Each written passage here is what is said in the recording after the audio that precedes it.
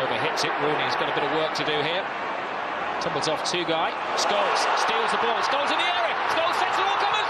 Scholes scores!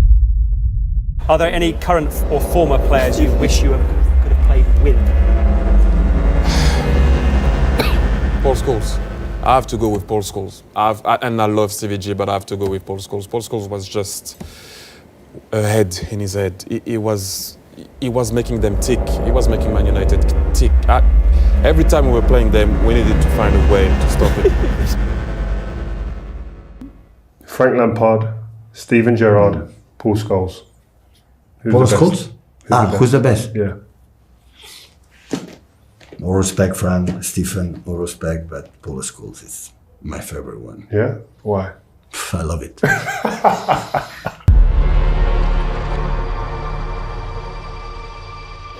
I don't mean to demean or criticise any of the great or very good footballers who played for me during my 26-year career at United, but there were only 4 who were world class. Cantona, Giggs, Ronaldo and Scholes. As far as Scholes. Scholes hits one! Oh, what a goal! Paul Scholes has produced one from the top drawer just when United needed it. What a goal from Paul Scholes! Ketika ada seorang reporter bertanya tentang bagaimana rasanya menjadi seorang gelandang terbaik dunia kepada Zidane, dengan santai dirinya menjawab, "Aku tidak tahu, tanyakan itu pada Paul Scholes." Bahkan pelatih legendaris Sir Alex Ferguson menyebut jika Scholes adalah pemain sempurna. Dia sungguh pemain sempurna dan tak peduli berapa pemain hebat yang kami punya di masa lalu. Paul duduk di pantheon terbaik di antara pemain-pemain itu, tak perlu diragukan lagi. Dan aku sudah membaca sedikit dari mantan-mantan pemain seperti Xavi, Iniesta, Pirlo, mereka semua mengakui Scholes sebagai pemain Inggris terbaik sepanjang masa dan pujian-pujian itu termasuk penghargaan. Tidak perlu diragukan lagi bahwa nama Paul Scholes masuk ke dalam salah satu gelandang paling hebat dan sempurna di eranya. Dia sangat cerdas, serba bisa, dan menunjukkan profesionalitas luar biasa selama bertahun-tahun. Bahkan dalam kasus tertentu, di saat timnas Inggris memiliki gelandang seperti Steven Gerrard hingga Frank Lampard, banyak pengamat yang menyebut kalau Scholes merupakan gabungan dari 2 legenda tersebut. Scholes berada selangkah lebih maju dari Lampard maupun Gerrard, dan dengan segala keterbatasan yang ada, dia berhasil membuktikan kepada dunia bahwa kekurangan bisa dengan mudah tertutup oleh kelebihan.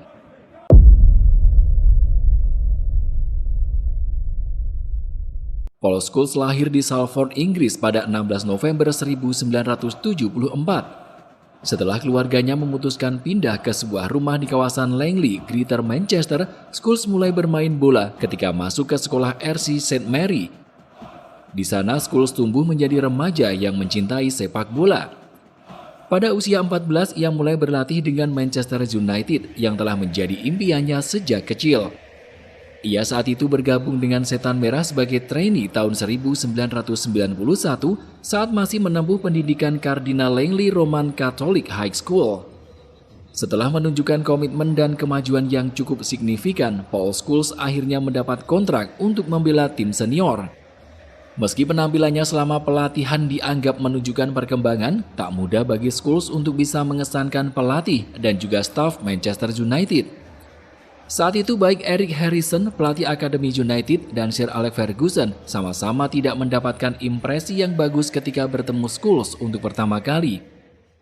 Mereka berpendapat bahwa ia terlalu kecil dan akan sangat sulit menjadi pesepak bola. Bahkan dalam beberapa kejadian, Scholes hampir saja tidak bisa melanjutkan karirnya di dunia sepak bola. Tingginya tak lebih dari 170 cm, di mana angka itu jelas berada jauh di bawah standar rata-rata pemain sepak bola Eropa. Kemudian Scholes yang terlihat mungil saat itu diketahui mengidap penyakit asma.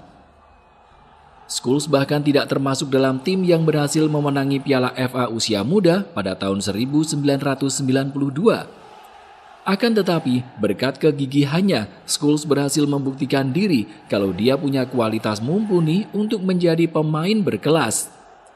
Dalam sebuah partai uji tanding di tempat latihan United yang lama, The Cliff, Lee Sharp, Steve Bruce, Peter Schmeichel, Brian Robson, dan Brian McClure menyaksikan pertandingan tim muda United.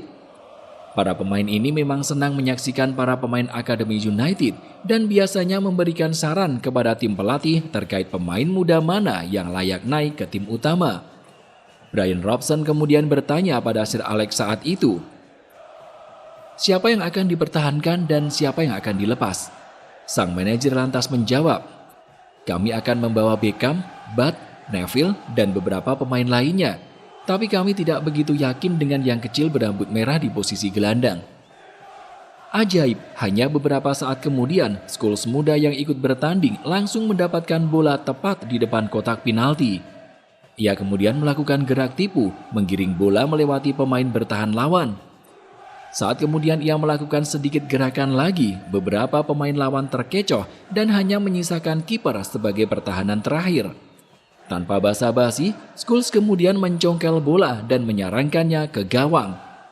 Tepat setelah momen itu terjadi, Brian Robson lalu berbalik dan berseloroh kepada Fergie. Apakah kamu yakin dengan apa yang kamu bicarakan tadi? Scholes mungkin tidak langsung melakukan ledakan hebat seperti yang dilakukan oleh Beckham atau Ryan Giggs ketika pertama kali muncul. Kemampuan hebatnya datang secara natural dan sederhana. Namun cara inilah yang justru membuatnya meraih kejayaan yang mungkin tidak pernah ia bayangkan sebelumnya. Setelah pada akhirnya resmi diangkut Sir Alex Ferguson ke tim utama, debutnya terjadi pada 21 September 1994 atau ketika Scholes mencetak 2 gol di laga Manchester United meraih kemenangan dengan skor 3-2 atas Port Vale di Piala Liga. Uniknya, saat itu Scholes diplot sebagai pemain pengganti Eric Cantona yang sedang menjalani masa hukuman. Di musim debutnya, Scholes seringkali ditempatkan sebagai penyerang kedua. Ia merasa tidak keberatan dan malah bersyukur karena mendapat banyak sekali pelajaran untuk menunjang evolusi taktisnya. Pada saat melakukan debutnya untuk tim utama di musim 1994-95, Scholes sudah tampil gemilang dalam banyak hal dengan mampu mencetak 5 gol dan 2 assist dalam 17 penampilan.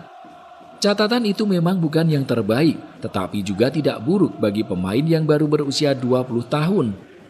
Terlebih ini juga bukan musim terbaik Manchester United di tahun 90-an saat mereka kalah dalam perebutan gelar dari Blackburn Rovers pada pertandingan terakhir. Pada musim 1995-96, meski nama Eric Cantona telah pulih dan MU ketambahan Andy Cole yang baru saja didatangkan dari Newcastle United, masih tersisa 1 slot lagi di posisi penyerang MU. Maka dari itu, Scholes masih diplot sebagai penyerang kedua. Di musim tersebut, Scholes masih tampil cukup brilian dengan torehan 10 gol dan 1 assist dan bahkan sukses meraih gelar Liga Primer Inggris. Barulah pada musim 1996-97, persaingan di lini depan semakin ketat. Eric Cantona, Andy Cole, Teddy Sheringham, hingga Dwight Yorke silih berganti mengisi pos lini depan United. Maka dari itu, Scholes terpaksa harus mundur untuk mencari posisi yang lebih ideal baginya. Beruntung pada tahun 1997, Roy Keane mengalami cedera ligamen. Saat sang pemain membutuhkan waktu yang relatif lama untuk menyembuhkan lukanya, Scholes yang memang berposisi asli sebagai gelandang langsung diplot sebagai pengganti. Lalu saat kemudian Roy Keane kembali dari cederanya, Scholes yang bermain gemilang dan telah menemukan kehebatannya sama sekali tidak dikembalikan ke bangku cadangan. Dia malah diminta untuk berduet dengan pria Irlandia itu dan segera menciptakan kejayaan-kejayaan yang lebih besar.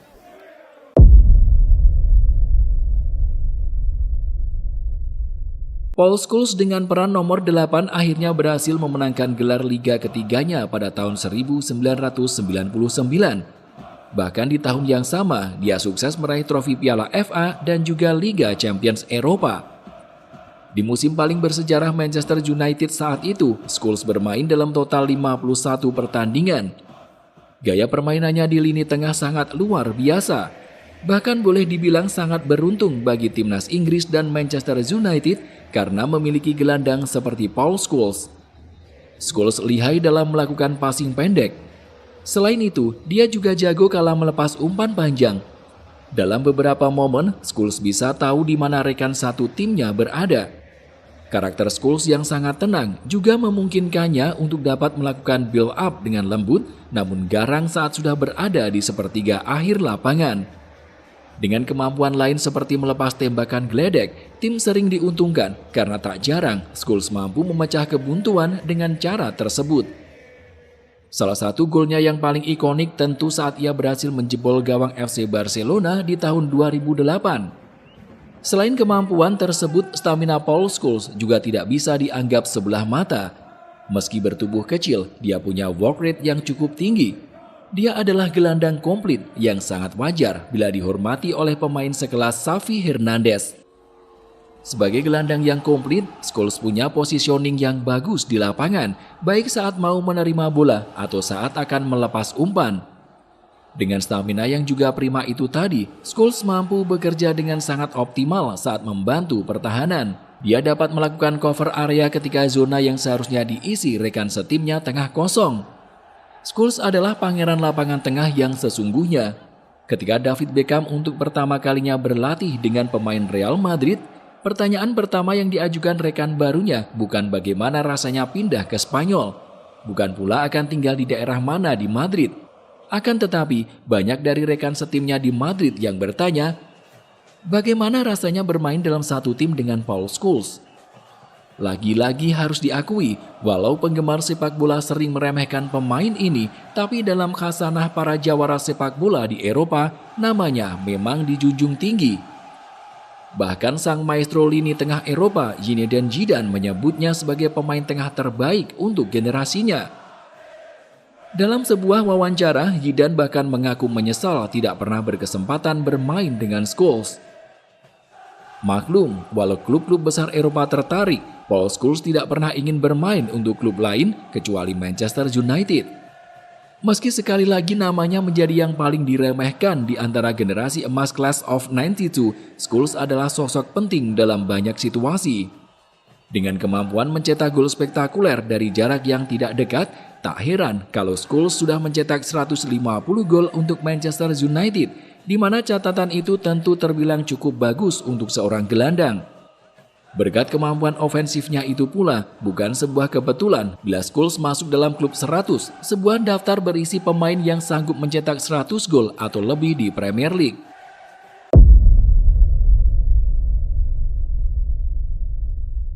Sayangnya, meski menjadi bagian yang sangat penting dari tim legendaris MU, Paul Scholes memutuskan pensiun dini dari tim nasional.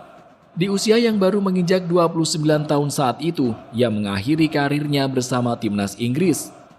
Scholes menyatakan bahwa ia sudah memikirkan matang-matang keputusan besar yang diambilnya itu. Aku memulai karirku di Inggris pada tahun 1997 dan telah menikmati 7 tahun bermain sepak bola yang hebat, bermain di kompetisi terbaik, dan beberapa pemain terbaik di bawah manajer terbaik. Euro 2004 sungguh fantastis, tetapi setelah itu aku merasa sudah waktunya bagiku dan keluarga untuk menjadikannya sebagai penampilan terakhir bersama Inggris. Saat itu Scholes menekankan bahwa alasan utamanya adalah keluarga. Namun tetap saja ada yang memiliki opini liar, seperti Scholes yang dianggap lebih mementingkan karir di klub ketimbang tim nasional, hingga anggapan bahwa Scholes merasa terganggu dengan kehadiran Frank Lampard di tim setelah ia dipaksa bermain lebih melebar untuk mengakomodasi peran pemain Chelsea tersebut. Sekali lagi, alasan utamanya untuk pensiun dari timnas adalah karena ia ingin menyisihkan waktu yang lebih banyak untuk keluarga. Akan tetapi, kemudian segera diketahui bahwa Scholes memiliki masalah kesehatan serius. Selama beberapa tahun menjadi andalan Sir Alex Ferguson dan memenangkan banyak gelar, Scholes pernah menderita penyakit yang sempat membuatnya istirahat dari dunia sepak bola dalam waktu yang lumayan lama. Dilansir dari The Irish Times, Scholes harus menepi selama sisa musim 2005-2006. Hal itu dikonfirmasi pada Januari 2006. Setelah dilakukan pengecekan, Scholes ternyata mengalami masalah serius pada penglihatannya. Dirinya bahkan mengaku sempat melihat 4 bola sekaligus saat sedang bertanding. Dokter menyebut bahwa ada pendarahan di dalam mata kanan Scholes. Hal tersebut berdampak langsung pada penglihatannya. Di pertengahan musim 2005-2006, Scholes diwajibkan menjalani terapi selama 10 sesi. Setelah sebelumnya dinyatakan susah untuk sembuh, Scholes sempat merasa sangat cemas. Dia tidak tahu apa yang terjadi dan keinginannya saat itu hanyalah bisa kembali merumput. Beruntung, segala doa dan kemauan kuat Scholes untuk sembuh berakhir manis. Pria kelahiran Salford itu kembali 6 bulan kemudian, atau tepatnya awal musim 2006-2007. Setelah matanya sembuh, Scholes menjalani salah satu musim terbaiknya bersama Manchester United yang kemudian diakhiri dengan trofi Liga Champions musim 2007-2008. Pasca menjalani debut pada 1994, terdapat 2 trofi Liga Champions dan 10 gelar Premier League yang diangkat. Lalu 17 tahun kemudian, ia menyatakan pensiun pada akhir musim 2010-2011 atau tepat di usia 37 tahun. Selepas pensiun, Scholes langsung diberi pekerjaan oleh Manchester United. Ia diangkat sebagai asisten pelatih tim cadangan Manchester United. Kala itu, ia melatih sekaligus berlatih bersama pemain-pemain muda, di antaranya adalah Jesse Lingard dan Paul Pogba. Pada bulan September 2011, sembari berbagi ilmu dengan pemain-pemain muda, ia mulai melahap sesi latihan penuh sebagaimana anggota skuad cadangan lainnya. Fisiknya perlahan menjadi bugar, bahkan ia menemukan kembali gairah bermainnya. Suatu hari, Scholes bertanya pada kakak beradik Neville. Ia mendapat saran agar bertanya pada Mike Phelan, asisten Sir Alex Ferguson saat itu. Scholes punya tekad bulat untuk membatalkan pensiunnya. Ia akan bertanya apakah diizinkan kembali memperkuat tim utama. Jika tidak, ia akan mencari klub lain. Sebab di saat yang sama, klub Liga Inggris Everton terus menggoda Scholes agar mau membela The Toffees. Namun nyatanya, Mike Phelan menyambutnya dengan hangat. Ia langsung menelpon direktur klub agar menyiapkan kontrak baru. Kebetulan, di saat yang sama sedang terjadi krisis pemain di tim utama. Deretan gelandang tengah dilanda cedera. Darren Fletcher absen sampai akhir musim. Tom Cleverley menepi selama beberapa bulan. Darren Gibson belum sepenuhnya fit. Pilihan untuk menurunkan Anderson pun dianggap terlalu beresiko karena ia baru pulih dari cedera lutut. Situasi semakin memburuk pada periode akhir tahun.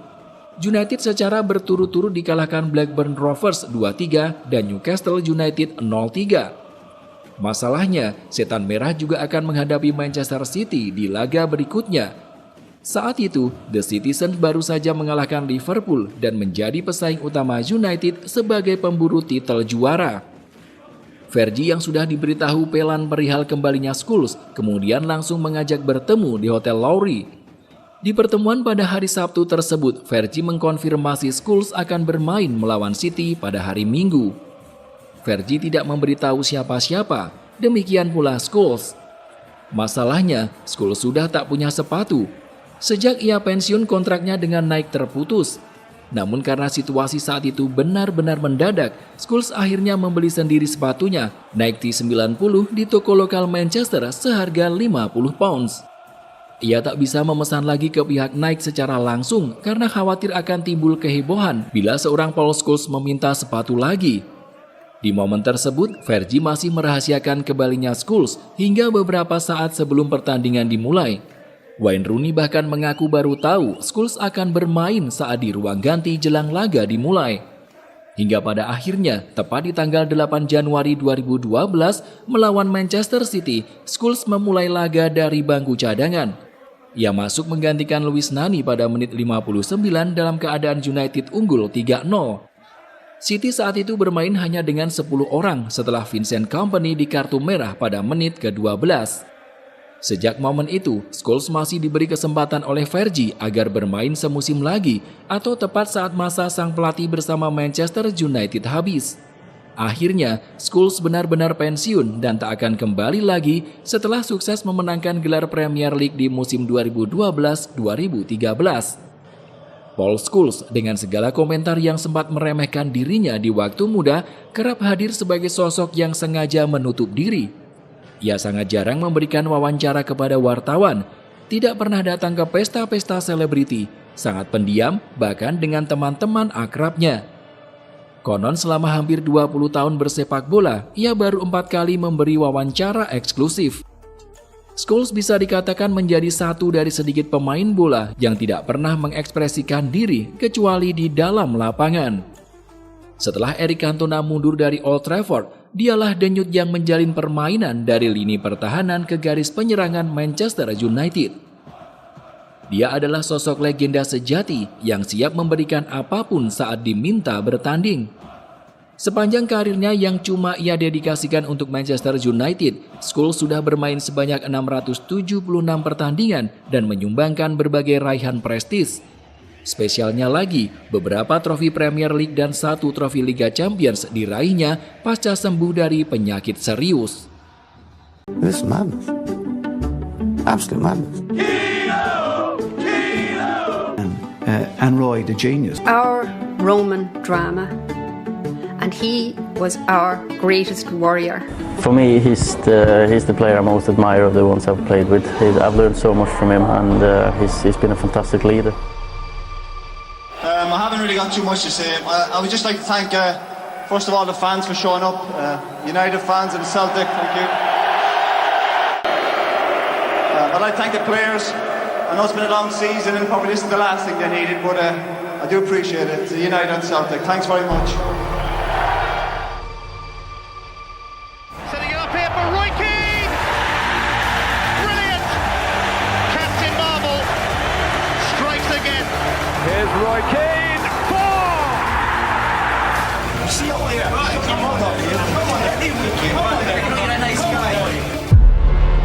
Roy Keane always has your back. Whatever happens, he's always supported you and has continued to do so. Does that mean a lot to you? As I mentioned many times, Roy Keane for me was my best captain ever. Sir Alex Ferguson dalam autobiografi pertamanya Managing My Life bercerita tentang salah satu part terbaik dalam hidupnya, yaitu bisa bekerja sama dengan pemain seperti Roy Keane. Fergie mengatakan kalau Roy Keane menjadi sosok yang bisa menginspirasi pemain di sekitarnya. Keane juga menjadi sosok yang dihormati pemain lain. Bahkan Sir Alex Ferguson sendiri merasa sangat terhormat karena pernah melatih Roy Keane. Aku merasa sangat terhormat bisa bekerja sama dengan pemain seperti dia. Fergie merasa bahwa Keane adalah pemain yang punya karakter mirip dengannya. Keane disebut punya ambisi besar dalam sepak bola dan selalu menjadikan kemenangan sebagai kebutuhan bukan lagi keinginan. Ia bekerja keras dalam setiap helai rumput yang diinjak. Ia selalu berkompetisi seolah-olah ia siap mati karena kelelahan daripada harus menelan kekalahan. Ia benar-benar menginspirasi semua orang. Ucap Fergie tentang Roy Keane.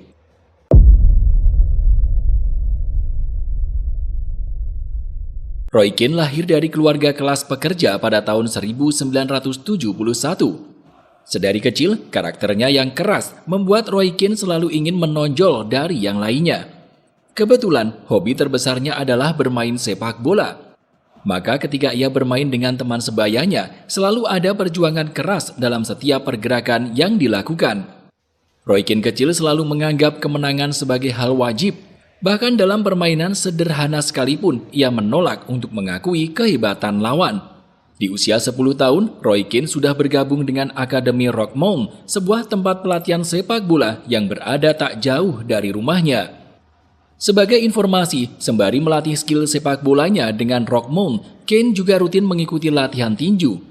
Dia sudah menekuni olahraga itu sejak usia 9 tahun. Bahkan dengan karakter keras yang dimilikinya, Keane kerap mengikuti turnamen tinju. Tak jarang, dia pulang dengan membawa medali juara. Namun pada akhirnya, sepak bola menjadi olahraga yang benar-benar ia tekuni. Keane mengaku sangat menggemari Glasgow Celtic dan Tottenham Hotspur. Ia sangat senang saat melihat pemain seperti Liam Brady dan Glenn Hoddle tampil di atas lapangan.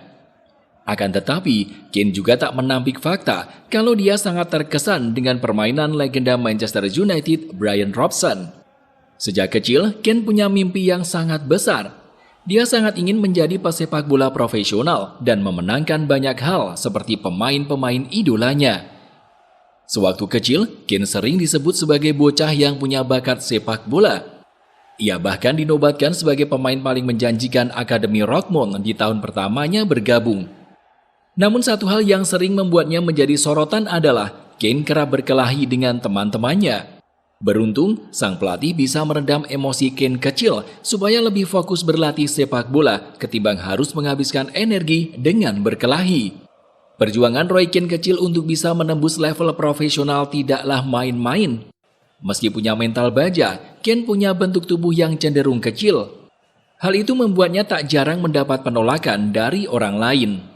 Di usia 14 tahun, Roy Keane pernah ditolak oleh pencari bakat Irlandia, Ronan Skelly. Ia mengatakan kalau Keane punya tubuh yang terlalu kecil, sehingga dianggap sulit untuk bisa berkembang ke level selanjutnya. Selain itu, Keane juga rutin mengikuti uji coba dengan klub-klub Inggris. Namun lagi-lagi, ia kembali mendapat penolakan dari masing-masing klub. Sempat kesulitan mencari klub, Roy Keane kemudian mengisi hari-harinya dengan bekerja. Di waktu senggang, ia masih menyempatkan diri untuk bermain sepak bola di akhir pekan. Hingga tepat pada tahun 1989, Roy Keane menandatangani kontrak dengan klub semi-profesional Irlandia, Cop Ramblers. Mujur bagi Keane, perkembangannya sebagai pemain sepak bola terlihat sangat pesat. Dia rutin mengikuti pertandingan yang dijalani tim hingga membuatnya mulai mendapat perhatian dari tim-tim Inggris. Saat itu, Nottingham Forest menjadi tim yang mengakui bakat hebat Roy Keane. Pemain yang terkenal tanpa kompromi itu membuat tim seperti Nottingham Forest bersedia mengeluarkan dana sebesar 47.000 pounds untuk merekrutnya. Tepat pada tahun 1990, Roy Keane resmi memperkenalkan diri di persepak bolaan Inggris, tempat di mana dia akan menjadi legenda dan tempat di mana menurut mantan manajernya di Cop Ramblers, Keane pernah ditolak oleh sebanyak 92 tim di sana. Mulanya, bergabung dengan Nottingham Forest menjadi sesuatu yang cukup rumit bagi Keane. Meski karakternya terkenal keras, ia seringkali rindu dengan keluarganya.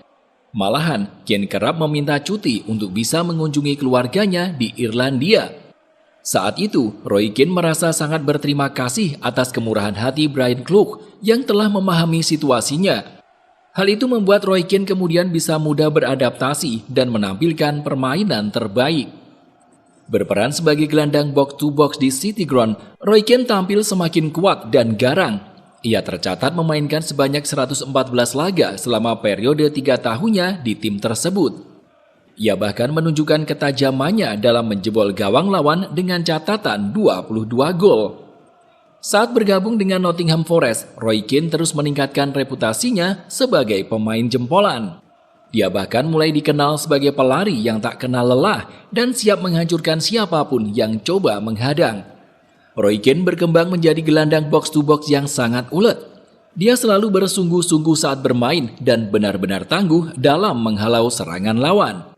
Untuk memberi sedikit gambaran tentang perjuangan keras Roy Keane dalam membangun reputasi di Nottingham Forest, dia bercerita kalau ia pernah dipukul oleh pelatih Brian Clough di ruang ganti karena melakukan kesalahan fatal yang berujung gol. Namun Keane sama sekali tidak merasa kesal dengan pelatihnya itu. Yang ada, Keane justru merasa bersyukur karena berkat didikan Brian Clough, ia tumbuh menjadi pemain bermental pemenang. Bahkan persis seperti yang sempat disampaikan oleh Sir Alex Ferguson, Roy Keane selalu berpikir bahwa kemenangan adalah sebuah kebutuhan, bukan lagi keinginan. Pada musim 1992-93, Roy Keane terpilih sebagai pemain terbaik Nottingham Forest versi penggemar. Dia benar-benar menjadi pemain penting klub dan segera menjadi komoditi terpanas di persepak bolaan Inggris. Nama Roy Keane terus diperbincangkan hingga membuat tim kuat saat itu, Blackburn Rovers, melakukan pendekatan dengan sang pemain. Melalui sang pelatih, Kenny Dalglish, Blackburn Rovers rela melakukan apapun agar bisa mendapatkan Roy Keane. Bahkan mereka menjanjikan gaji yang besar apabila Keane mau bergabung. Dalam situasi tersebut, Nottingham Forest sempat merasa terusik. Bahkan manajer Brian Clough berujar kalau Keane adalah bocah yang rakus. Akan tetapi, Clough kembali berkata kalau sekalipun ia kehilangan Roy Keane, itu sama sekali tidak merugikan Nottingham Forest. Setelah dilakukan proses negosiasi yang cukup alot, Roy Keane akhirnya bersedia bergabung dengan Blackburn Rovers. Namun apes bagi klub tersebut terdapat dokumen yang belum bisa dilengkapi. Dikatakan bahwa saat itu di hari Sabtu, kantor sudah dikunci dan Kenny Dalglish segera menelpon Roy Keane kalau dokumen akan diselesaikan pada hari Senin. Di tengah situasi tersebut, Sir Alex Ferguson yang diam-diam mengagumi Roy Keane ikut melakukan pergerakan. Ia langsung menelpon Kane dengan mengatakan kalau sang pemain bisa mendapatkan apapun di MU, termasuk gaji besar yang dijanjikan Blackburn. Setelah menimbang banyak hal, Roy Keane akhirnya bersedia bergabung dengan Manchester United yang baru saja memenangkan Liga dengan biaya 3,75 juta pounds. Padahal saat itu, Blackburn Rovers sudah menyiapkan dana sebesar 4 juta pounds untuk memboyong sang pemain. Meski kecewa, Kenny Dalglish akhirnya lebih memilih untuk menerima keputusan Roy Keane. Toh pada tahun 2006 silam, ia mengakui kesuksesan besar yang dilakukan Keane di tim sekelas Manchester United. Kami hampir saja merekrut Roy, tetapi ia akhirnya memutuskan untuk pergi ke Manchester United. Aku kira keputusannya terbukti benar dengan semua gelar Liga Primer, Liga Champions, dan karir hebat yang ia miliki di Old Trafford. Ucap Kenny Dalglish kepada 442. Apa yang dikatakan oleh Kenny Dalglish memang benar adanya. Roy Keane boleh dikatakan menjadi simbol dari kejayaan besar Manchester United, bahkan dalam periode yang cukup lama.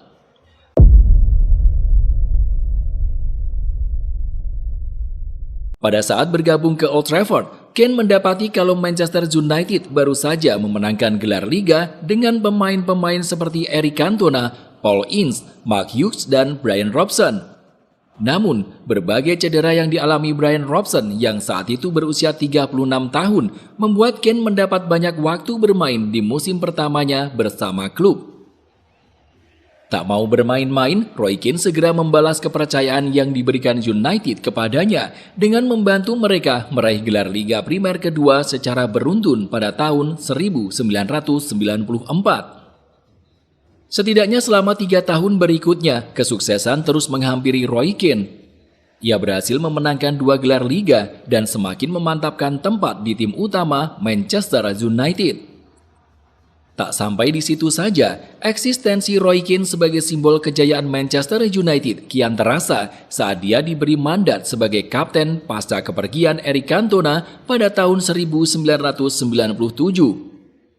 Meski bagi sebagian besar pemain mendapat kepercayaan sebagai kapten adalah beban dan tekanan besar, namun bagi Keane, hal itu justru membuatnya kian melaju tanpa hambatan. Roy Keane kian menunjukkan semangat juang tinggi dan agresivitas luar biasa, baik di dalam maupun di luar lapangan. Namun sayangnya, tak lama setelah menerima jabatan kapten, Keane harus menepi karena cedera ligamen krusiat yang dialaminya dalam pertandingan antara Manchester United melawan Leeds United. Keane mengalami cedera setelah mencoba menjegal Erling Haaland. Lebih menyakitkan lagi, Haaland bahkan percaya bahwa Keane berpura-pura cedera dan memarahinya saat Keane berguling-guling di lapangan ketika merasa sangat kesakitan.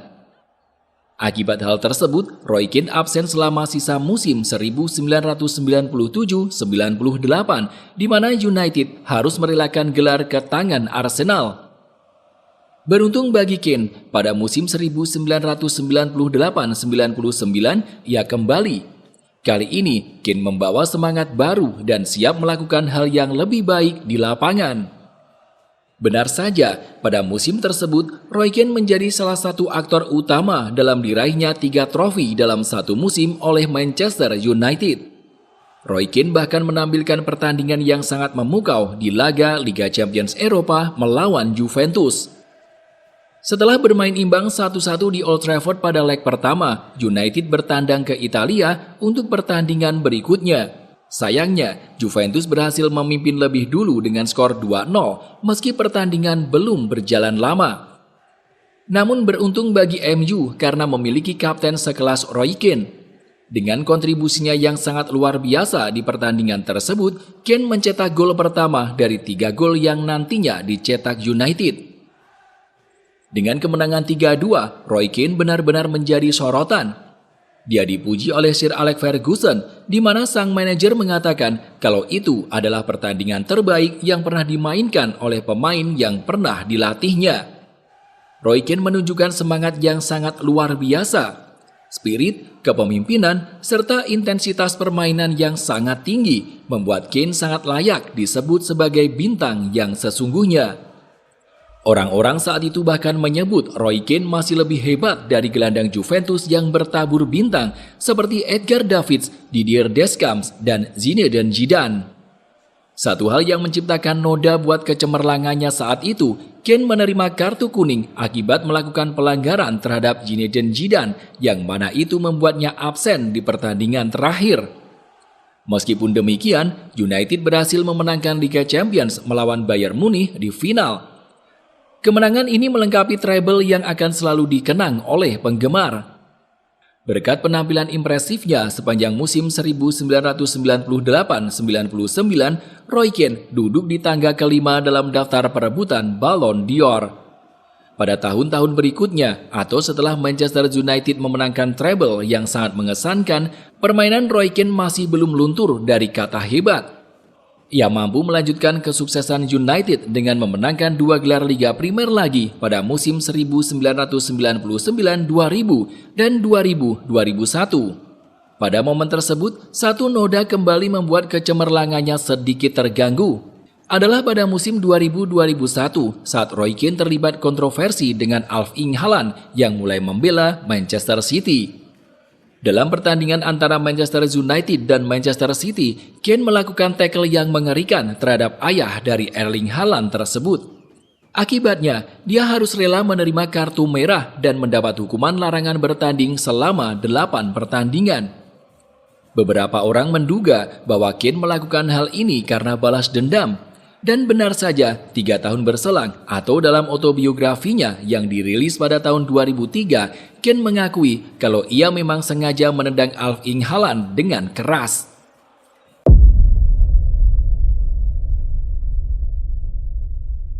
Setelah melewati masa-masa yang sangat luar biasa bersama Manchester United, penampilan Roy Keane kian menurun. Itu tak lepas dari usianya yang semakin menua.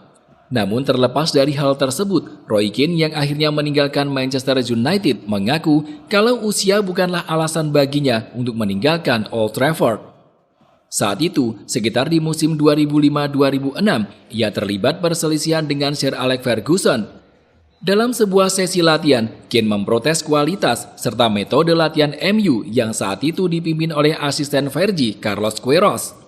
Selain itu, Roy Keane juga sempat terlibat masalah dengan sejumlah pemain MU.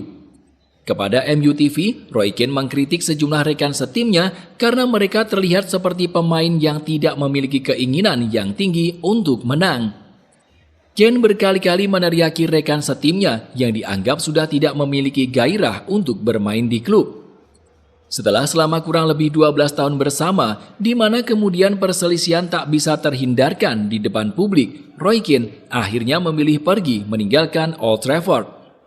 Tepat pada tahun 2006, kepergiannya yang terbilang tiba-tiba itu membuat Roy Keane bergabung dengan Glasgow Celtic melalui kontrak berdurasi 18 bulan.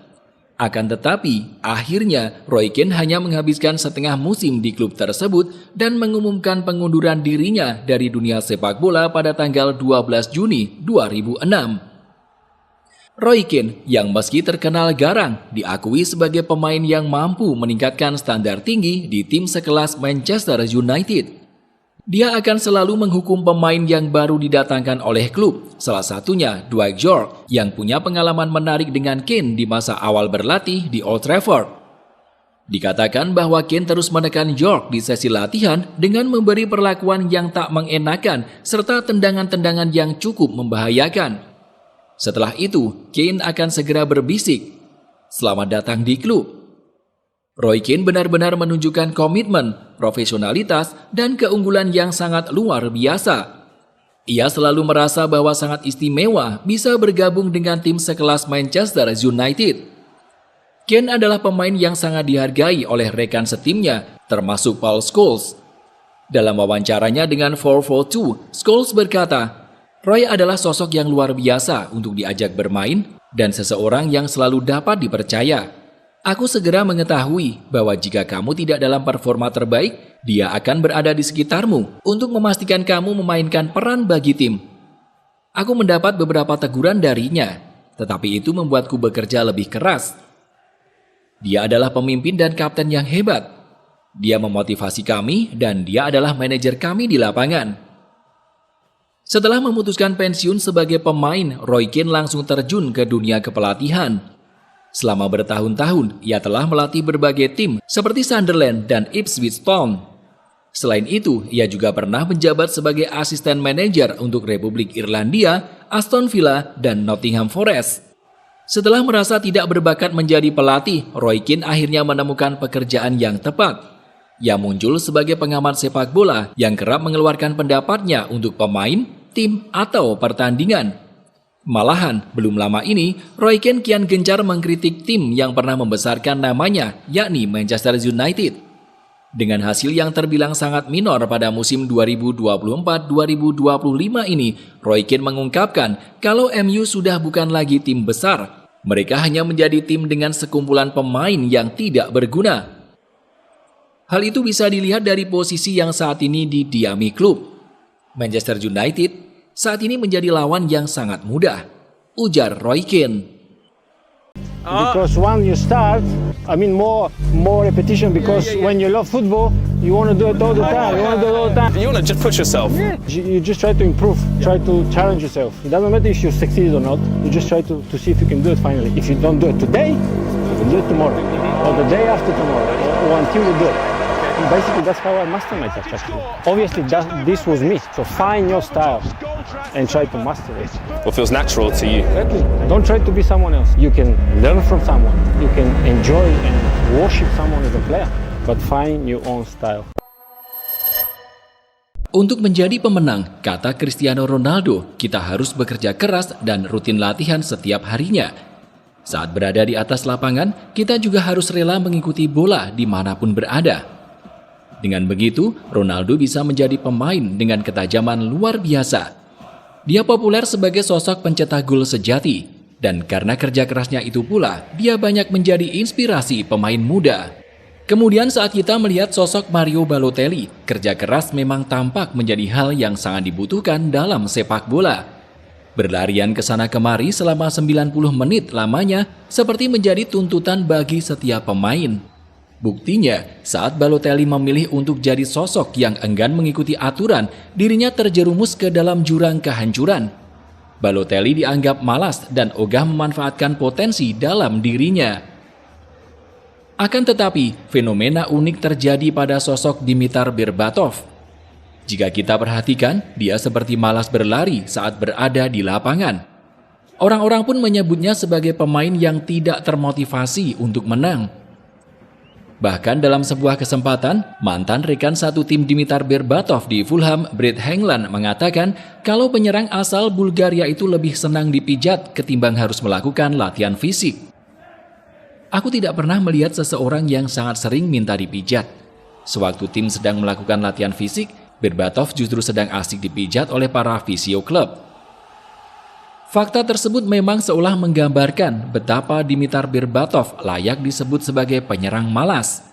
Pergerakannya yang terlalu flamboyan membuat semua menganggap bila olahraga sepak bola terlalu keras untuknya. Namun menariknya, meski kerap dicap malas, di saat yang sama Berbatov justru karakternya yang flamboyan malah membuatnya sering disebut sebagai pria sejati di atas lapangan. Dimitar Berbatov adalah spesies yang berbeda. Ia adalah seorang pemalas, namun juga merupakan seorang pria sejati. Dan jangan lupa dengan satu hal, kalau ia adalah pesepak bola top dunia. Hal ini tak ubahnya menjadi anugerah sekaligus kutukan. Kecenderungan Berbatov untuk hanya berlari-lari kecil di lapangan telah membuat banyak orang menyimpulkan bahwa kemalasannya lebih besar daripada kemampuannya. Namun sejatinya, ini hanyalah kepura-puraan. Sebuah metode yang digunakan Berbatov untuk menyembunyikan kecemerlangan yang tak perlu diragukan.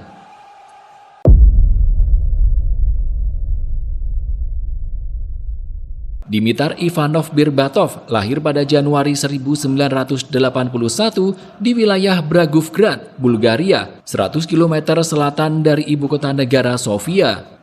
Sedari kecil, Berbatov sudah sangat menyukai permainan sepak bola. Berbatov memilih darah atlet yang mengalir deras di dalam tubuhnya. Dalam wawancara eksklusifnya dengan Sky Sport pada 2019 lalu, Berbatov mengatakan kalau ayahnya adalah mantan pesepak bola profesional. Sementara ibunya pernah berstatus sebagai atlet bola tangan.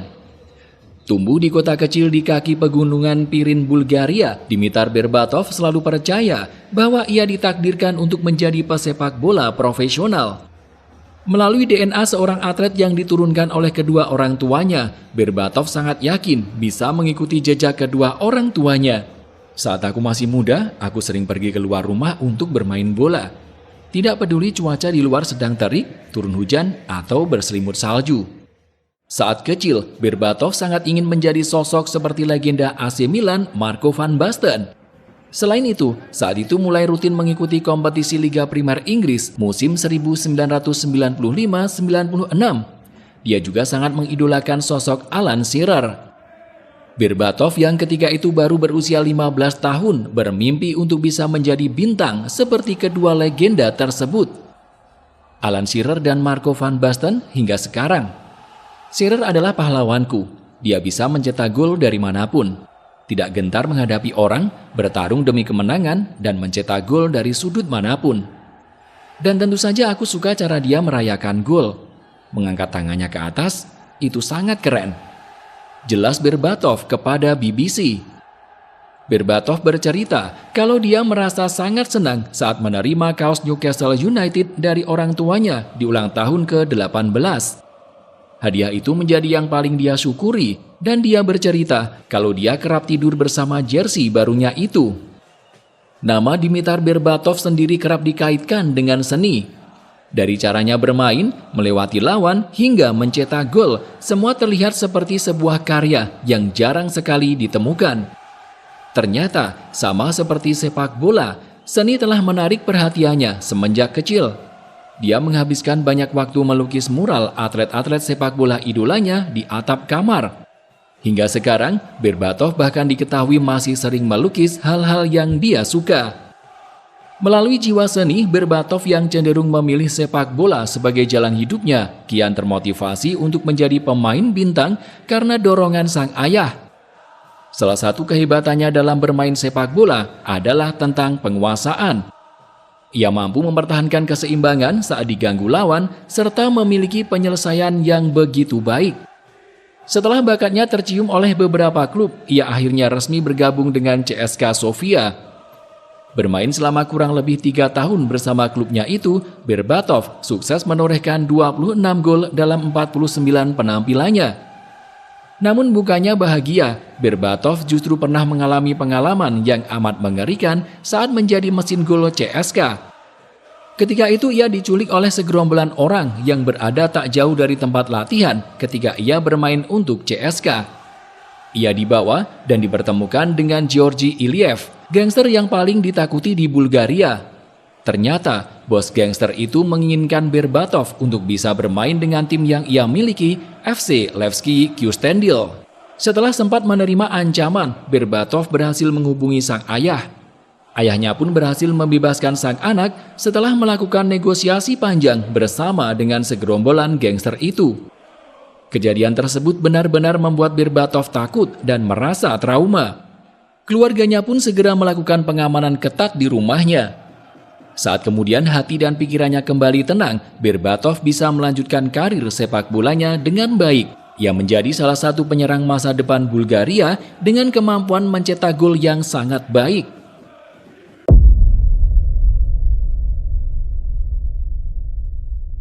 Bermodalkan catatan 38 gol dari 65 pertandingan bersama CSKA Sofia, nama Dimitar Berbatov langsung diminati oleh sejumlah klub Eropa. Ketika itu, kompetisi Serie A yang sedang berada pada masa jayanya mengirim Lecce untuk membawa Berbatov ke negeri pizza. Akan tetapi, negosiasi yang dilakukan pada Januari 2001 itu tidak berbuah apa-apa. Berbatov gagal menjalin kesepakatan dengan Lecce untuk kemudian melabuhkan tujuan di kompetisi Bundesliga Jerman. Bukan Borussia Dortmund atau FC Bayern, namun Bayer Leverkusen lah yang mendapat kesempatan untuk menikmati otak jenius si penyerang pemalas. Didatangkan dengan dana 1,3 juta euro, Berbatov mulai menunjukkan jati dirinya sebagai salah satu penyerang paling ditakuti di Eropa. Saat itu, Berbatov bergabung dengan pemain tenar lainnya semacam Michael Ballack, Carsten Ramelow, Oliver Neville, Ulf Kirsten, serta duo Brasil Lucio dan Zé Roberto. Di usia yang baru menginjak 20 tahun, Berbatov tampak serasi dengan strategi yang diterapkan oleh pelatih Berti Vogts. Pelatih asal Jerman yang kini berusia 76 tahun tersebut benar-benar berhasil menjadikan Bayer Leverkusen sebagai lingkungan paling ideal buat Dimitar Berbatov untuk berkembang. Bayer Leverkusen jadi tempat terbaik bagiku untuk belajar. Di sana aku menjadi seorang pria dewasa. Baru bergabung dengan Bayer Leverkusen, Dimitar Berbatov langsung disuguhkan dengan pertandingan di kompetisi berkelas. Dia masuk ke dalam skuad The Workself yang tampil di partai final Liga Champions Eropa melawan Real Madrid. Berbatov masuk ke lapangan pada menit ke-37. Dia yang menggantikan Tomáš Bdárik tampil sangat sempurna. Sayang seribu sayang, Bayer Leverkusen harus kandas lewat gol spektakuler yang dicetak Zinedine Zidane. Meski tepat setelah momen menyedihkan itu, Bayer Leverkusen kehilangan banyak bintang seperti Michael Ballack, Zé Roberto hingga Lucio yang membelot ke Allianz Arena. Berbatov tetap bertahan. Dia bertahan selama 4 musim berikutnya dan menunjukkan kelasnya sebagai seorang penyerang tajam. Koleksi gol Berbatov tidak pernah kurang dari 2 digit. Di 3 musim terakhirnya bersama Bayer Leverkusen, Berbatov bahkan sukses menyarangkan 69 gol dari 120 pertandingan. Catatan itulah yang akhirnya membuat Tottenham Hotspur terkesima. Melalui dana sebesar 16 juta euro, Berbatov yang terbang ke Inggris resmi menjadi pemain Bulgaria termahal sepanjang sejarah. Di tanah Britania, namanya kian harum dan disegani oleh kebanyakan penggemar, bahkan hingga kalangan pemain dan pelatih top dunia. Saat itu, penyesuaian memang harus ia lakukan ketika tiba di Inggris. Permainan Liga Primer Inggris yang kencang dan mengandalkan fisik tentunya bukan permainan yang Berbatov biasa mainkan. Namun, performanya di Liga Eropa yang menunjukkan di awal waktunya bersama Spurs menunjukkan bahwa sudah seharusnya klubnya bersabar menunggu dirinya untuk beradaptasi sepenuhnya. Tak lama, bergabung dengan Spurs kian membuktikan bahwa Dimitar Berbatov memang layak disebut sebagai salah satu penyerang top dunia. Meski kembali lagi, dia sering disebut sebagai penyerang yang malas berlari. Berkaitan dengan ini, Dimitar Berbatov sering meminta penonton untuk memahami bahwa beginilah cara otaknya bekerja. Berbatov sering merasa kesal setiap kali dipanggil sebagai penyerang malas karena menurutnya momen di mana dia tidak banyak berlari justru menjadi momen terpenting baginya untuk merusak pertahanan lawan. Setiap orang berbeda dalam cara mereka melihat permainan. Perbedaanku adalah bahwa kadang-kadang kamu akan melihatku mungkin tidak masuk ke dalam permainan. Tetapi pada saat yang sama, aku terus mengamati lapangan untuk melihat di mana aku harus memposisikan diri. Dalam situasi tertentu, Berbatov akan menggali ruang dan waktu untuk menempatkan bola dengan tepat. Ketika Berbatov sudah berhasil menemukan satu saja titik celah, maka dia akan tahu kemana bola harus dialirkan. Dalam momen ini Berbatov sangat memahami betul apakah dia harus mengoper bola atau langsung menembaknya ke gawang lawan. Meski aku terkesan malas berlari, otakku selalu bekerja. Aku punya banyak pertimbangan. Aku tidak egois. Pada akhirnya, itulah yang akan membawa kami menang bersama-sama. Tampaknya agak aneh, tetapi di setiap tim yang aku bela, penggemar seperti keberatan dengan gaya permainanku dan kadang-kadang penonton tidak memahami itu. Dan mereka melihatku seperti tidak membantu tim. Tapi lama-kelamaan mereka bisa menerima karena menuai hasil. Bersama Spurs, kemalasan yang terus melekat dalam diri Berbatov sukses menghasilkan sebanyak 46 gol dalam 102 laga yang dimainkan di lintas ajang. Itu membuktikan bahwa Berbatov memang sangat mengandalkan otaknya untuk mencetak gol. Dalam 2 musimnya di Spurs itu pula, Berbatov berhasil memenangkan Piala Liga, di mana itu masih menjadi trofi terakhir yang diraih The Lily-Whites hingga sekarang. Raihan tersebut berhasil menaklukkan hati bos Manchester United saat itu, Sir Alex Ferguson. Meski sempat terjadi sedikit kontroversi, Berbatov sukses mendarat di Old Trafford dengan mahar sebesar 30,7 juta pound sterling.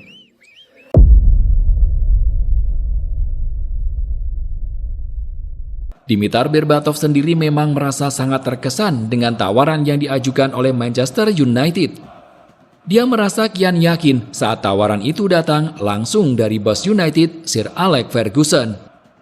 Padahal di saat yang sama, rival Manchester United yakni Manchester City juga ikut meramaikan perburuan Dimitar Berbatov. Sebagaimana diketahui, Manchester City tengah menuju masa kejayaan setelah resmi pindah kekuasaan. Berbatov mendapat tawaran menarik dan jaminan tertentu apabila bersedia bergabung dengan Manchester Biru. Akan tetapi, Berbatov selalu mengatakan kalau yang dia inginkan hanyalah Manchester United. Mereka ingin mengontrakku pada hari terakhir bursa transfer. Kemudian aku berkata kepada agenku, "Pergi sana, kita akan bergabung dengan United." Karena sejarahnya, gengsinya, para pemainnya, manajernya, dan seragamnya. Aku tidak pernah ragu bahwa Old Trafford adalah keputusan yang tepat. Pemain internasional Bulgaria itu juga mengungkapkan bahwa saat ia pindah ke United, Sir Alex Ferguson sendirilah yang menjemputnya di bandara. Aku terkejut karena itu sangat menegangkan bagiku. Saat keluar dari pesawat dan melihat Sir Alex, aku seperti, apa yang harus aku katakan? Bagaimana aku menyapanya? Apakah aku akan terlihat bodoh? Aku punya banyak pertanyaan di kepala. Tetapi dia hebat. Dia mengantar kami ke Carrington dan perjalanan dengan mobil itu seperti sebuah mimpi. Hari itu adalah hari yang sempurna, melelahkan tetapi sempurna karena aku telah bekerja keras untuk mencapainya. Saat resmi bermain sebagai penggawa MU, Berbatov benar-benar merasa bersyukur karena ia berada di lingkungan yang sangat tepat. Menurutnya seluruh pemain MU punya mentalitas yang sangat tinggi untuk menang. Hal itu pula yang terus memotivasinya untuk selalu memberikan yang terbaik. Semua orang di klub ingin menjadi yang terbaik. Giggs adalah contoh profesional. Ia bisa bermain sampai usia 40. Begitu juga dengan Scholes, Kerry, dan Ronaldo yang latihannya seperti orang gila. Hal-hal ini yang harus kamu perhatikan jika ingin menjadi pemain terbaik. Berada di sekitar pemain ini memberikanmu mental juara yang tidak Anda miliki. Manchester United menjadi klub yang akan selalu dikenang Berbatov. Raihan prestis seperti trofi Liga Primer Inggris dan Piala Dunia antar klub menjadi simbol kebahagiaan pemain Bulgaria ini selama berseragam tim Setan Merah. Dirinya pun resmi mencatatkan namanya sebagai salah satu legenda United. Berbagai gol-gol penting telah ia cetak bersama The Red Devils.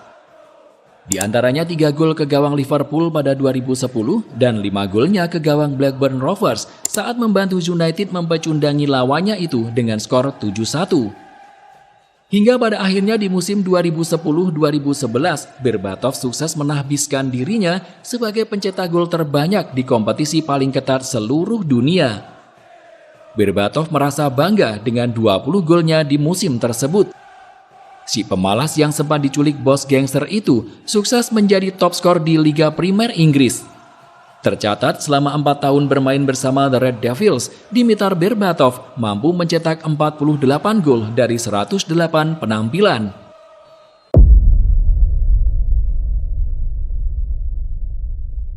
Setelah semusim lagi bermain untuk Manchester United, Dimitar Berbatov akhirnya resmi hengkang pada tahun 2012. Saat itu dia bergabung dengan Fulham dan sempat berkarir di Liga Prancis bersama AS Monaco.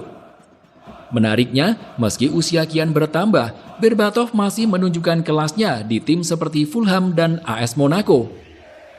Tercatat pada tahun 2013, dia terpilih sebagai pemain terbaik Fulham. Kemudian pada tahun 2014, dia terpilih sebagai pemain terbaik AS Monaco. Malahan pada April 2014, Dimitar Berbatov sempat terpilih menjadi pemain terbaik Liga Perancis. Saat usianya menginjak 34 tahun, Berbatov resmi berseragam klub PAOK di Yunani untuk kemudian pilih bermain di kompetisi India bersama Kerala Blasters pada tahun 2018. Setelah tercatat selama 1,5 tahun berstatus tanpa klub, Berbatov sejatinya masih rutin berlatih dengan Beru Stara Zagora.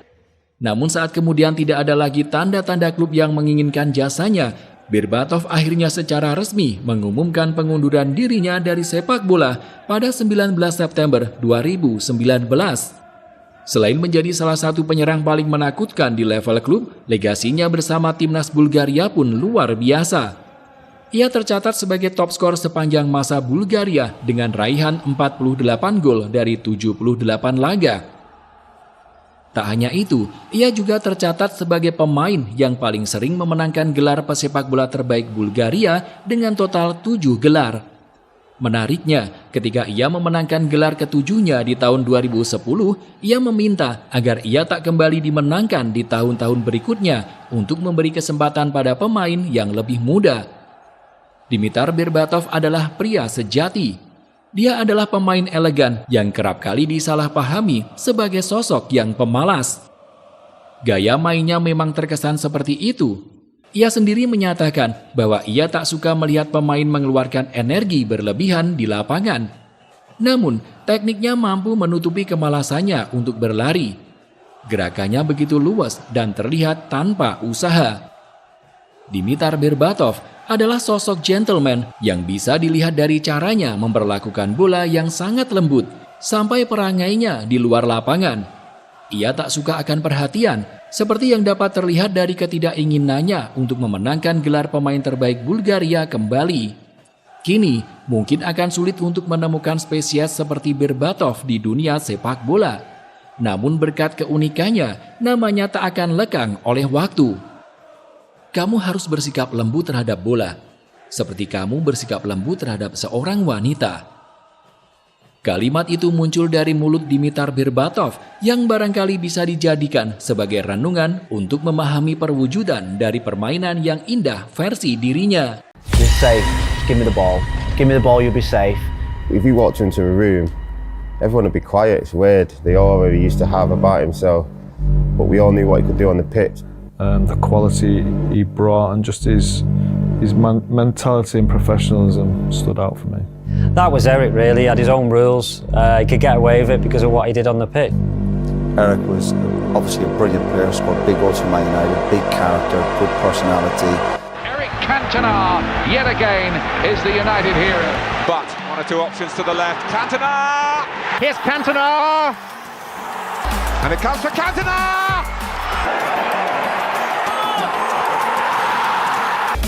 Fell to Beckham, aimed at Cantona, Gerrard missed it, Cantona, yes! Present for Cantona, and United are back in business. Great ball, Cantona takes it in his stride, Cantona takes it in his stride! Cantona, it's still Cantona! Looking for the shooting opportunity and finds it! Eric Cantona again for Manchester United! Datang di saat yang tepat, tampil dengan penuh semangat, dan akhirnya muncul sebagai legenda terhebat. Eric Cantona memberi kontribusi besar pada kejayaan Manchester United yang tidak bisa dinilai dengan angka. Dalam hal teknik, Cantona merupakan pemain terbaik Old Trafford yang pernah ada. Kemudian dalam hal karisma, ia mungkin merupakan yang terhebat yang pernah ada. Pendahulunya di Old Trafford, Brian Robson, barangkali menjadi sosok yang akan selalu dipuja menyusul kerja keras yang diperlihatkan di lapangan. Akan tetapi, Eric Cantona muncul sebagai teka-teki sekaligus ikon. Beragam arogansi yang dipadukan dengan kontroversi membuat pesona Eric Cantona di Old Trafford kian terpancar. Lebih dari apapun, Eric Cantona membawa kesombongan dan kepercayaan diri yang seringkali melampaui batas. Namun uniknya, ia selalu bisa menginspirasi siapapun. Dia adalah sosok yang akan selalu memukau para penggemar di Old Trafford melalui jiwa kepemimpinan yang sangat tinggi. Cantona adalah pesepak bola hebat.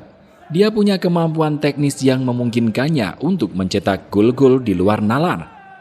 Dia juga memiliki kecerdasan yang mengizinkannya untuk menundukkan narasi pertandingan sesuai kehendaknya.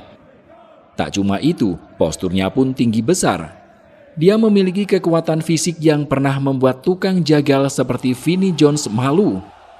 Cantona juga seorang pekerja keras yang mau menjelajah segala sisi lapangan hijau.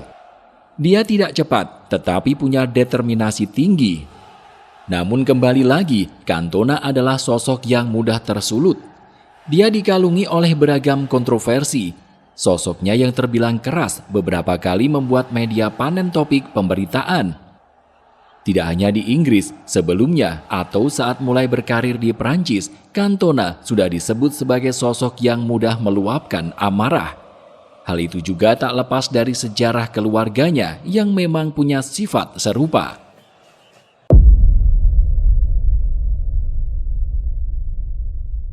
Sebelum Eric Cantona lahir ke dunia pada tahun 1966, keluarganya sudah lebih dulu membuat kehebohan. Kakeknya dari pihak ayah adalah keturunan Italia dan bermigrasi ke Marseille dari Sardinia. Kakeknya dari pihak ibu adalah keturunan Spanyol dan bertugas sebagai perwira di Tentara Republik Spanyol. Kakek dari pihak ibunya adalah buronan di Spanyol karena menolak rezim Jenderal Franco pada 1930-an. Setelah mengalami cedera parah, ia melarikan diri ke Perancis untuk mencari perawatan medis.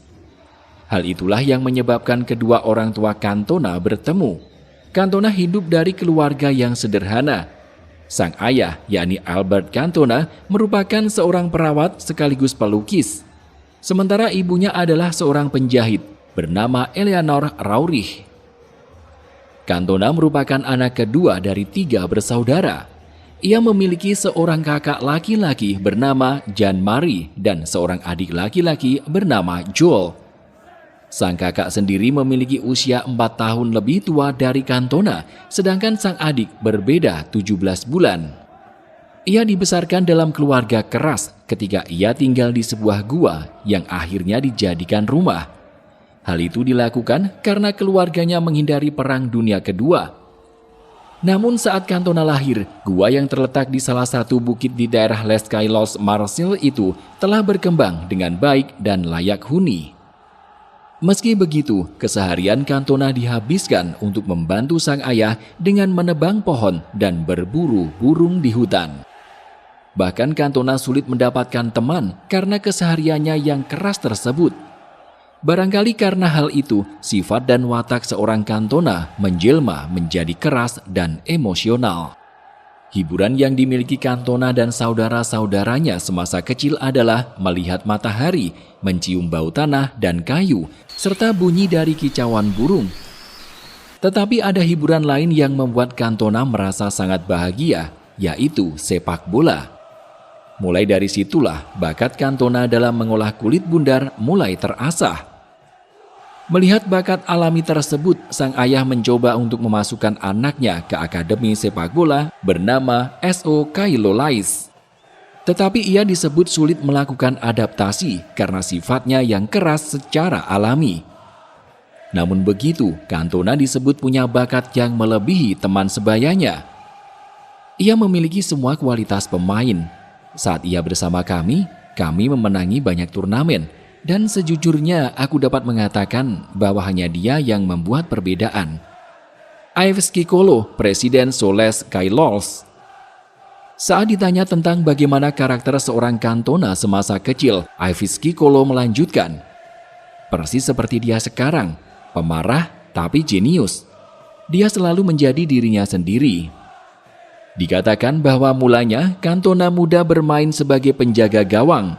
Akan tetapi, karena pada dasarnya punya bakat alamiah yang besar, posisi yang dia huni semakin lama semakin maju. Sampai akhirnya, Cantona pun menjadi seorang striker yang mampu mencuri perhatian Auxerre. Sempat menjalani wajib militer pada tahun 1984, Cantona kemudian dipinjamkan Auxerre ke sebuah klub bernama Martigues. Disinilah kiprah Cantona sebagai pembuat onar bermula. Dalam sebuah kesempatan dia terlibat keributan dengan seorang supporter di tribun. Kendati demikian, Cantona masih mendapat kepercayaan dari sang pelatih untuk teruskan perjalanan.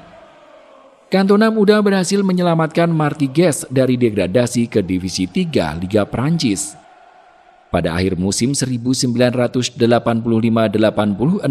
Cantona kembali ke Auxerre dan dipersiapkan untuk menjadi tumpuan tim sepeninggal André Sarmah. Namun meski teknik olah bolanya kian matang, Cantona melanjutkan aksi-aksi tak terpujinya, yang bahkan kali ini melibatkan rekan setimnya sendiri. Pada musim 1986-87, dia dinobatkan menjadi pemain muda terbaik Liga Perancis, tetapi di saat bersamaan, dia juga melakukan tindak kekerasan berupa memberi bogem mentah kepada kiper Auxerre kala itu, Bruno Martini. Ajaibnya, ia tidak mendapat hukuman dari sang pelatih. Barulah saat tindak kekerasan itu dilakukan kepada pemain lawan, Cantona mendapat hukuman larangan bermain selama 3 bulan.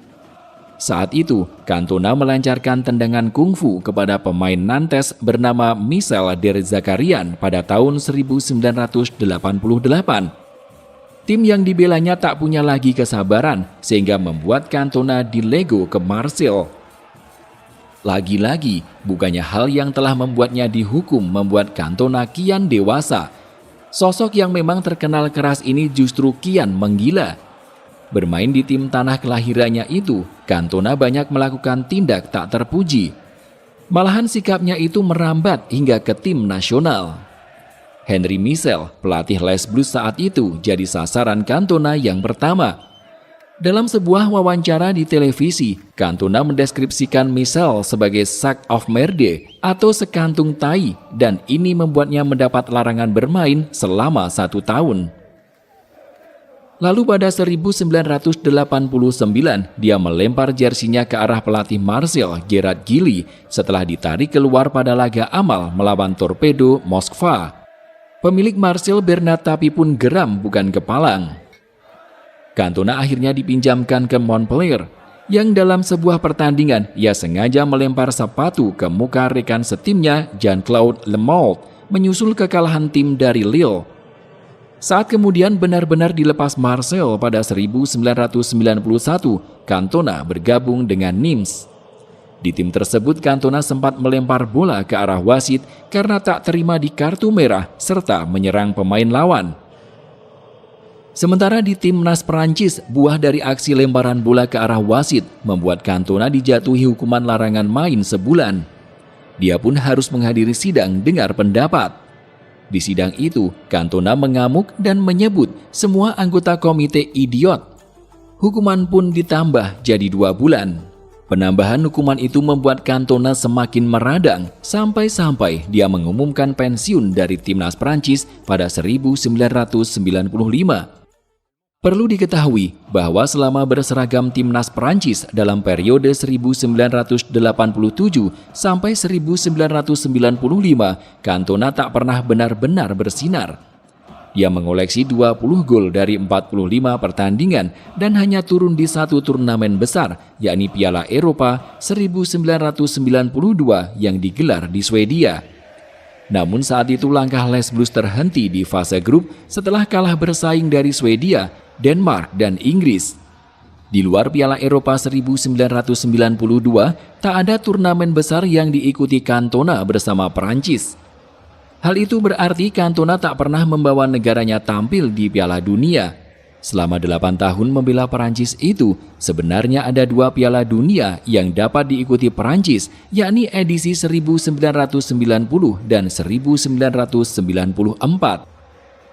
Hanya saja, Prancis yang dipimpin Cantona gagal melangkahkan kaki mereka di putaran final Piala Dunia.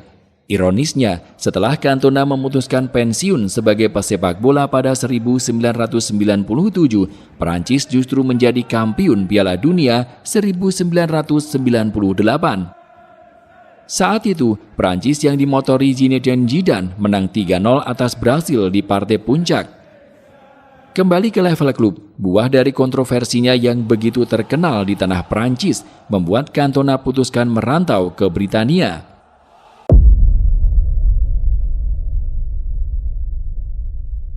Perlu diketahui bahwa Michel Platini berperan besar di balik keputusan hijrah ke Britania.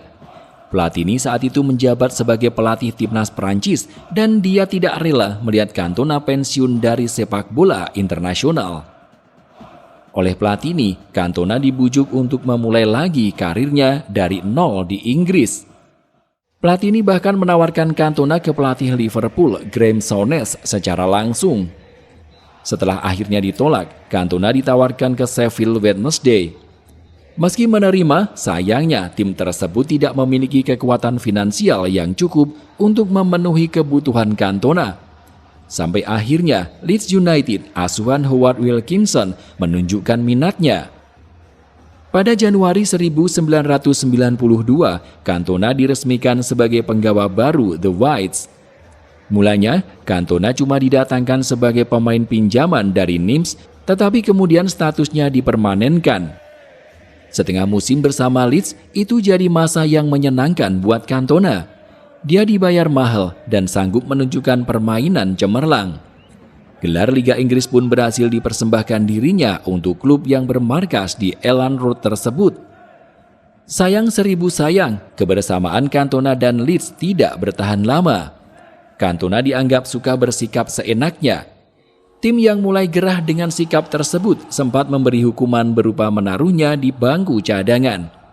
Pada momen tersebut, Cantona minta dijual, di mana ia juga menyatakan hanya ingin bermain untuk tim seperti Liverpool, Manchester United, atau Arsenal. Sebelum akhirnya bergabung dengan Manchester United, sejatinya Sir Alex Ferguson tidak benar-benar menginginkan Cantona. Fergie mengaku ia lebih menyukai David Hirst, Matthew Letizia, dan Brian Dunn. Apes, semua target itu gagal digaet. Akhirnya Fergie mulai mau mempelajari Cantona, dan tak butuh waktu lama, pria asal Perancis itu resmi menjadi bagian dari klub Manchester United dengan mahar 1,2 juta pound sterling.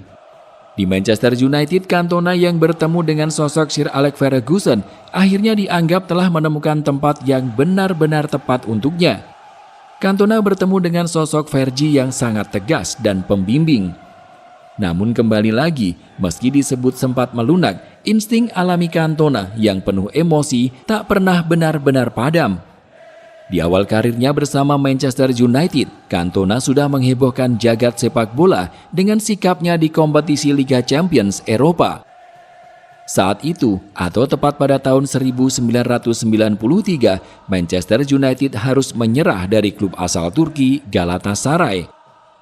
Setan Merah bermain imbang tanpa gol di kandang Galatasaray setelah sebelumnya bermain seri 3-3 di Old Trafford. Hasil ini membuat Manchester United harus angkat koper terlebih dulu dari kompetisi antar klub paling elit Eropa tersebut. Namun bukan hanya itu yang diingat oleh Cantona dalam hidupnya, melainkan kejadian saat dia berduel dengan polisi Turki usai pertandingan berakhir. Sebagaimana diketahui, kekesalan Cantona berawal dari keputusan wasit Karl Roethlisberger yang meniup peluit panjang tepat pada menit ke-90. Padahal Cantona merasa selama pertandingan banyak pelanggaran yang terjadi dan seharusnya ada tambahan waktu untuk itu. Merasa dirugikan, pemain asal Perancis itu menghampiri dan menyampaikan protesnya kepada sang wasit. Akan tetapi, dia justru mendapatkan kartu merah dari sang wasit ketika hendak meninggalkan lapangan. Tak berhenti di situ, Cantona kembali mendapatkan perlakuan tidak menyenangkan di Turki. Saat berada di lorong menuju ruang ganti, kepalanya dipukul oleh seorang polisi Turki dengan pentungan. Duel pun tak terelakkan. Cantona berkelahi dengan polisi Turki tersebut dibantu dengan rekan setimnya Brian Robson. Saat itu, keadaan terasa sangat panas ketika para pemain Manchester United tiba di ruang ganti. Cantona yang tidak terima bersumpah akan mencari dan membunuh polisi Turki tersebut jika bertemu. Rekan setim Cantona, Roy Keane, yang waktu itu berada di ruang ganti juga merasakan kondisi yang amat mencekam. Di ruang ganti, Eric menjadi gila. Dia bertekad untuk kembali keluar dan mencari polisi yang telah memukulnya. Eric adalah bocah yang besar dan kuat. Dia serius, dia bersikeras akan membunuh polisi itu. Ucap Keane. Pada akhirnya, Cantona hanya bisa memendam amarahnya karena gagal menemukan polisi yang telah memukulnya itu. Tentu saja aku kesal karena tersingkir dari Liga Champions. Akan tetapi, di atas semua itu, aku ditinju oleh polisi-polisi Turki. Mungkin kita akan bertemu lagi suatu saat nanti. Tulis Cantona dalam bukunya My Story. Terlepas dari hal buruk yang dilakukan, Cantona benar-benar menjadi bintang di Manchester United. Dalam 5 tahunnya di Old Trafford, Cantona menyumbang 4 gelar Liga Primer Inggris. Dia punya aura dan auranya sangat kuat. Dia mengambil alih tanggung jawab dari kami. Seolah-olah dia berkata, "Aku Eric, dan tujuanku di sini adalah untuk memenangkan gelar bagi kalian semua," ucap Steve Bruce. Berkat kontribusinya yang sangat luar biasa, saat Eric Cantona menandatangani kontrak baru bersama Manchester United pada musim 1994-95, ia diganjar gaji senilai 18.000 pounds per pekan. Hal itu pun membuatnya jadi pemain dengan bayaran termahal di kompetisi Liga Primer Inggris. Sayangnya, pada 25 Januari 1995, saat dia memimpin Manchester United menghadapi tuan rumah Crystal Palace di Selhurst Park, sejarah paling kontroversial dalam dunia sepak bola terjadi. Dalam laga melawan Palace, Cantona mendapat banyak tekanan, mulai dari provokasi dari bek Palace Richard Shaw hingga ketidakadilan wasit dalam memimpin laga tersebut. Dalam pertandingan yang sangat membuat tertekan itu, pada menit ke-49, Cantona harus diusir wasit karena melakukan pelanggaran kepada pemain lawan. Kartu merah Cantona diiringi oleh adu mulut beberapa pemain Manchester United dan Crystal Palace. Meski terheran dengan apa yang baru saja terjadi, Cantona menerima keputusan wasit dan segera keluar lapangan. Hal tersebut tampak biasa sebelum akhirnya seorang penggemar Palace bernama Matthew Simons turun hingga beberapa anak tangga untuk menyerukan umpatan kepada pria Prancis itu. Ia meneriaki Cantona dengan ucapan "Back to French." Sontak saja, Simons mendapat apa yang ia inginkan, yaitu perhatian Cantona. Sebuah tendangan langsung dilancarkan Cantona ke arahnya, kurang tepat sasaran. Sang legenda kemudian menambahinya dengan beberapa pukulan beruntun. Hari itu menjadi sejarah. Semua tidak peduli dengan hasil akhir. Saat itu yang paling diingat adalah sebuah tendangan kungfu Eric Cantona yang mendarat di tubuh seorang penonton. Menyusul kejadian kontroversi itu pun, Cantona mendapat banyak cibiran. Semua media memberitakannya, bahkan ia diancam hukuman penjara meski akhirnya terbebas dan hanya diganti dengan aksi sosial selama 120 jam. Sementara itu Komisi Disiplin FA melarangnya merumput selama 8 bulan. Sempat berpikir untuk pulang ke Perancis, Cantona mendapat dorongan dari Ferguson untuk tetap merumput di Inggris. Dan tepat pada 1 Oktober 1995, Cantona kembali ke lapangan, diiringi dengan riuh penonton. Wajah Cantona dan bendera Perancis terpampang di setiap sudut kota Manchester. Duel Manchester United melawan Liverpool saat itu menjadi panggung yang pas untuk menyambut kembalinya sang raja. Sempat jalani adaptasi sulit, Cantona kembali jadi bintang United. Selisih 10 poin dari pemuncak klasemen sementara Liga Primer Inggris kala itu, Newcastle United, perlahan dipangkas berkat kejeniusan dan gelontoran gol Cantona. Golnya ke gawang Queen's Park Rangers Maret 1996 membuat Red Devils kali pertama duduk di posisi pertama karena unggul selisih gol. Cantona akhirnya sukses bawa United juara Liga Primer 1995-96 lewat total 14 gol yang dicetaknya. Pada momen ini, United mengakhiri musim dengan 2 gelar, Liga dan Piala FA. Kejayaan di Piala FA tak lepas dari gol semata wayangnya jelang akhir laga final kontra Liverpool. Lebih istimewa karena Cantona dipercaya mengemban jabatan kapten setelah absennya Steve Bruce. Legenda timnas Prancis itu bahkan mencatatkan rekor sebagai kapten pertama dari luar Britania dan Irlandia yang sukses mengangkat trofi Piala FA. Terkait pencapaian individu, Cantona dinobatkan sebagai pemain terbaik Liga Primer versi Asosiasi Wartawan Inggris dan versi supporter Manchester United musim 1995-96. Dia juga dipilih jadi pemain terbaik Eropa atau Onze d'Or 1996 versi majalah Prancis Onze Mondial. Setahun berselang, Cantona kembali membawa United raih trofi Liga Primer Inggris musim 1996-97 lewat status sebagai kapten utama. Sebelum akhirnya membuat keputusan yang sangat mengejutkan, yakni pensiun di akhir musim, Eric Cantona akan selalu dikenang sebagai salah satu pemain terbaik sepanjang masa United. Di balik segala kontroversi yang menyertai karirnya, kebangkitan King Eric dari setiap peristiwa telah berhasil menginspirasi banyak orang.